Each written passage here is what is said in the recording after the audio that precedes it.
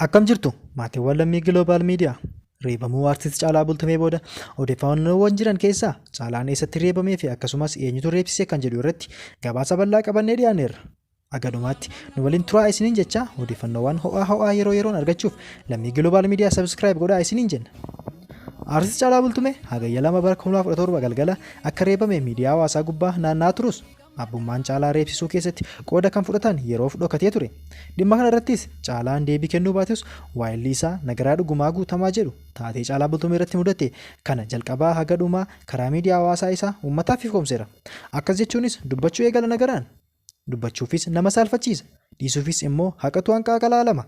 Caalaa Bultumee kaleessa jechuun hagayya 2 naannoo sa'aatii 7tti na bilbilee garam jirta dhimmaafan si barbaada jennaan labuu akkan jiru itti hime jedha.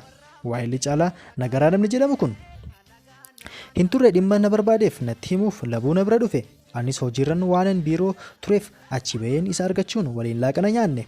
Dhimma na barbaadeefis natti himee waliin taphachuu itti fufne. Baay'ee gammadaa akka ta'ee fi Waaqayyo seenaa koo jijjiireera amma gammachuun qaba hojiis hojjechaan jira naan jedhe na taphachiise jedha hiriyaan isaa kun. Kanarra ijoollee kiyyan guddifadha haasaa namaa hin naqu naan jedhe gammachuu isaa gaafaan argu anis hedduun gammade kanumaan walitti marmine yeroo gargar ba'uuf jennu sin gaggeessa naan jedhe. Gaggeessee gaafa deebi'u ijoollee dhiiraa isa waliin turan kutaa biraa keessa turani. Namni kan biraas kutaa ijoollee keessa turte sana keessa tureera. Ijoolleen isa waliin turan achi keessa jiru jedhee ilaaluuf yoo deebi'u nama biraatu kuticha keessa jira. Tasumaa namoota kana waliin afaan keessa wal bahan walitti bu'insi isaanii kun gara biraatti jijjiirame. Jidduudhuma kanatti humni biraa alaa dhufuun Caalaa kophaa jiru irraan miidhaa geessise. Garuu Waaqayyo oolchaa waan ta'eef miidhaan cimaan irra hin geenye. Baga Waaqayyo lubbuu isaa nuuf oolche garuu ammas biyya kana keessatti olaantummaan seeraa kabajamuu qaba jedhe waayilli isaa kun. Namuu aangoo isaa da'oo godhatee akkuma fedhetti nama miidhuu hin qabu jedha. Eenyuyyuu taanaan seeraa ol miti. Seerri namoota aangoo da'oo godhachuun ilma namaa akka bofaa reeban gatii ishee kennuufii qaba jechuun yaada isaa goolaban nagaraan. Namtichi Dammaqee Nagaasaa jedhamu yeroo baay'ee odeeffannoo karaa mootummaa argatee uummataaf kan maxxansuus abbummaa Caalaa Bultumee reebsise kana saaxileera. Namtichi miidhaa Caalaa irraan geessise isa maqaan isaa miidiyaa hawaasaa kanarra deemus miti jedhe. Hunda dura bakka si oolche artist Caalaa Bultumee qeerransoo jechuun eegala walitti bu'uun hin barbaachisu ture.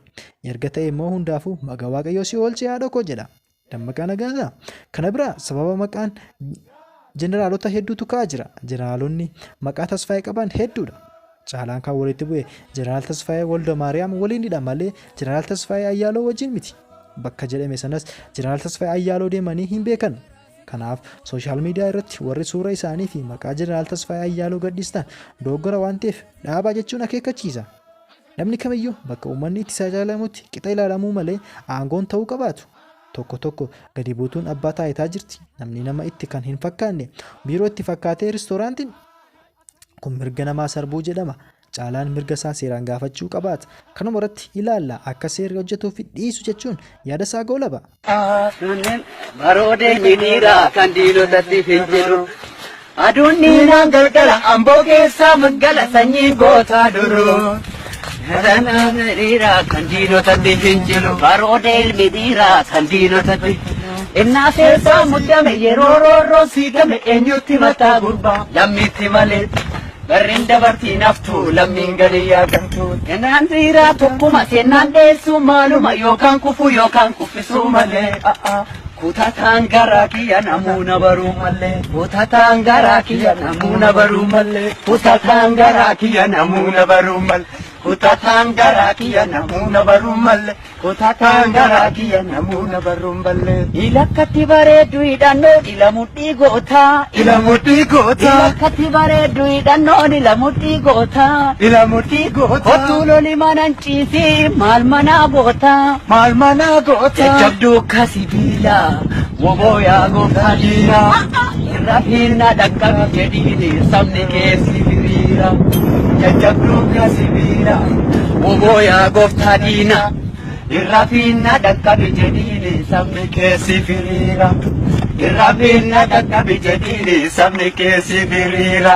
Daamulee marri addaatee daafanaa garaa nammaatee xiqqoo turii amma walagaa. Daafanaa garaa nammaatee daafanaa garaa nammaatee xiqqoo turii amma agartaa.